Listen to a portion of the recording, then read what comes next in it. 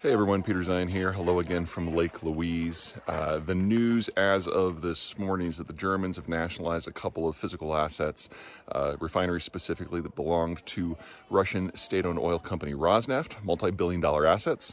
We've always known this was coming. As soon as you have the Germans and the Russians having a dispute over economics and strategy, they were going to start drawing lines, and this is one of the big ones. Now, the German strategy for dealing with the Russians going back 2 centuries has been pretty straightforward. They want to avoid a war because wars between the Germans and the Russians are awful. They fight in Poland, they fight in Ukraine, lots of people die, the weather's horrible, the terrain is wide open, they both commit atrocities, it's just wretched. So they try to avoid it, and they do that by trying to entangle their economies so they have a vested interest in not fighting. But ultimately it doesn't work out and they end up fighting, and it's horrible. So then they try to entangle again. What we're seeing now is the disentanglement and the preparing for a direct confrontation. The Germans, of course, hope it won't come to that. History suggests that hope is largely in vain. That's the bigger strategic picture. The economic picture is almost just as bold, because we have now had direct entanglement between the Europeans and the Germans for going on 30 years, and now that all becomes unwound. So the Germans have fired the starting gun with some multi-billion-dollar assets they're taking away from the Russians. Expect every single joint venture that the two sides have and lots of property on both sides to basically be unwound and returned to their national authorities. And that is the end of this phase of Russian-European integration. Don't count on it coming back anytime soon because the demographic pictures on both sides are just atrocious. So this is where it gets real, and this is where we have a sharp severing. We'll talk about what's going on with the Chinese next. Hey everyone, Peter Zeihan here, coming to you from Alberta's Victoria Glacier. Behind me there you can see the Death Trap, and below me is the Plain of 5 Glaciers, because Canada is run by white people and white people are awful at naming things. No big transition here. We're just going to talk about nuclear war and the Ukraine conflict.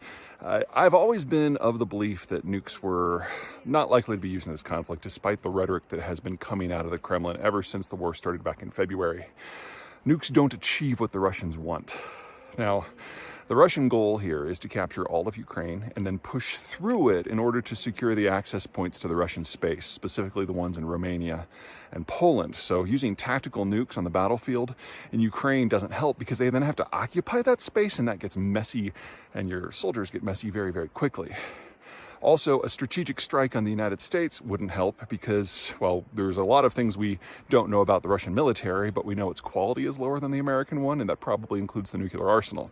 So even a single or limited strike on the United States would generate the end of the Russian system, and specifically the end of the entire Russian elite, Moscow, and personally Vladimir Putin.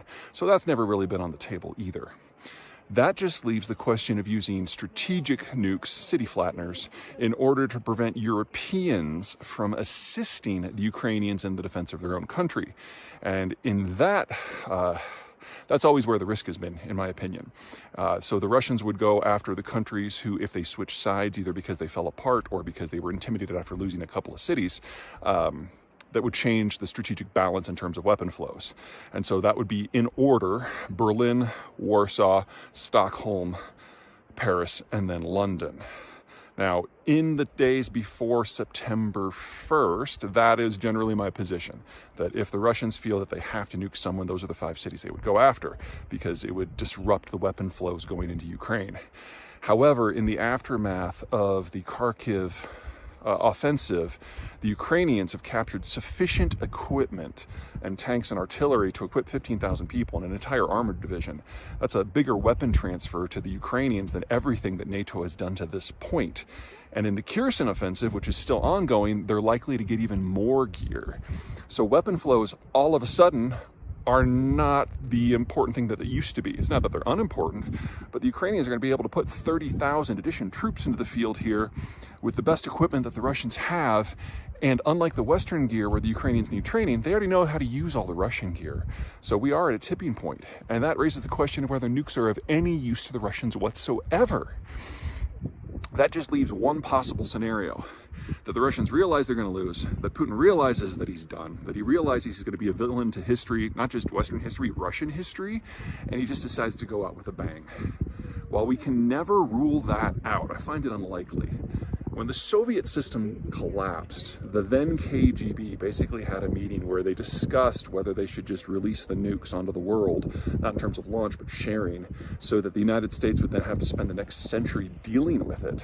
They ultimately decided that even though they had lost, and that was sad for them, that they didn't want to be the end of the human condition, and so they kept the nukes bottled up as best they could.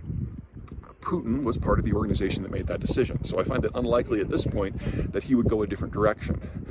The risk, and something that I'm sure the folks at the Defense Department are now stressing about a little bit, is we have seen how poorly maintained every aspect of the Russian military is.